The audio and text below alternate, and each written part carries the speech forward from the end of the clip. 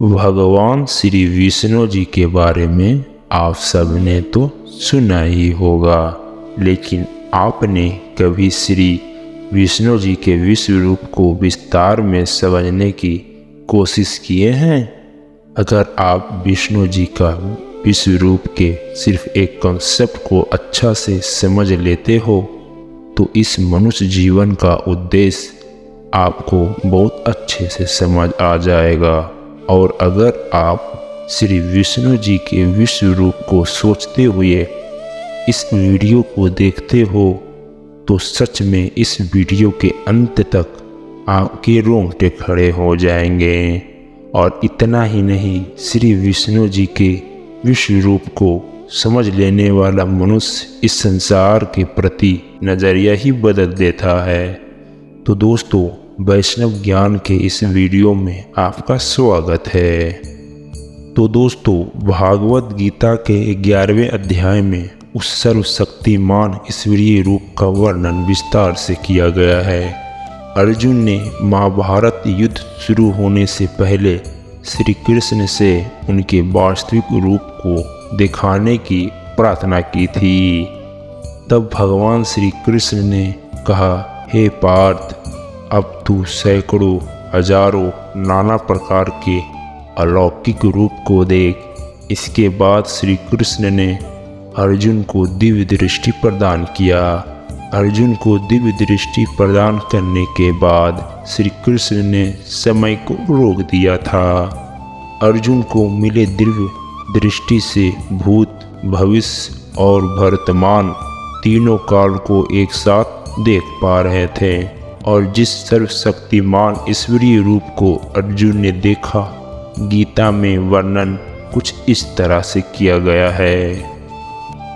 सर्वशक्तिमान ईश्वरीय रूप को देखकर अर्जुन ने कहता है, हे प्रभु, आपके अनेकों मुख दिखाई दे रहे हैं, आपके अनेक नेत्र हैं, आप दिव्य आभूषण धारण किए हुए हैं, आप अनेक भुजाओं में बेहद विकराल शस्त्र धारण किए हुए हैं। आपके शरीर का न आदि और न ही अंत मुझे दिखाई दे रहा है। हे प्रभु, आप आकाश से भी ऊंचे दिखाई दे रहे हैं। मैं आपको चारों ओर से दिख पा रहा हूँ। आपके परम देह से परम सुगंध आ रही है। आकाश में 1000 सूर्य एक साथ उदय हो जाएं, फिर भी वैसा आकाश में प्रकाश उत्पन्न नहीं हो सकता जैसा कि प्रकाश आपके दिव्य रूप से आ रही है। और अर्जुन आगे कहते हैं कि हे देव, मैं आपके इस विश्व रूप में सभी देवों और भूतों को समुदाय में देख रहा हूँ। मुझे आपके नेत्र में सूर्य और चंद्रमा दिखाई दे रहे हैं। मैं आपके हृदय में कमल पे बैठे ब्रह्मा और भगवान शिव को देख रहा हूँ।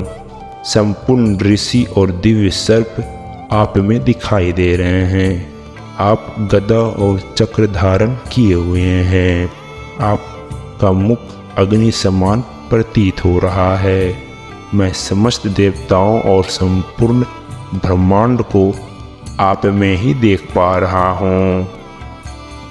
अर्जुन इस विकराल रूप को देखकर भयभीत होने लगता है और कहता है, हे देव, आपके चमकती बड़ी बड़ी आँखों को देखकर मैं धैर्य धारण नहीं कर पा रहा हूँ, बल्कि तीनों लोग भय से काँप रहे हैं। मैं आपके मुख को देखकर सभी दिशाओं को भूल गया हूँ।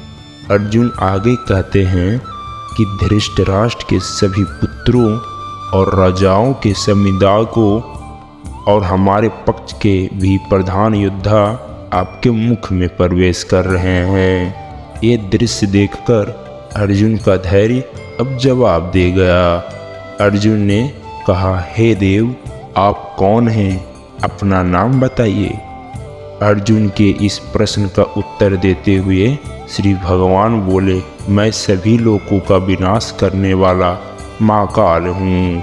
मैं इस समय इस लोक को नष्ट करने के लिए अवतरित हुआ हूँ। इस रूप को देखने के बाद अर्जुन कहता है, आप वायु, यमराज, अग्नि, चंद्रमा, वरुण और ब्रह्मा के भी पिता हैं। हे देव, आपको आगे और पीछे तथा सभी ओर से प्रणाम, क्योंकि आप सर्वरूप हैं। आप मुझे सभी दिशाओं से नजर आ रहे हैं, इसीलिए आपको हजारों बार नमस्कार। अर्जुन आगे कहते हैं कि हे देव, आप मुझ पर प्रसन्न होकर आप अपना चतुर्भुज रूप को दिखाइए। हे प्रभु, आप मुझ पर प्रसन्न होइए। इसके बाद भगवान बोले, हे अर्जुन, मैंने अपनी योग शक्ति के प्रभाव से अपना तेजोमय रूप दिखाया है।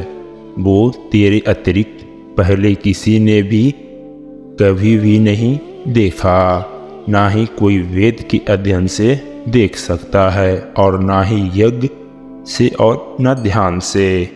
तेरे अतिरिक्त मेरा यह स्वरूप दूसरा कोई नहीं देख सकता। मेरे विकराल रूप को देखकर तुझे व्याकुलता नहीं होनी चाहिए, और भय रहित होकर मेरा शंख, चक्र, गदा, पद्म युक्त चतुर्भुज को देख।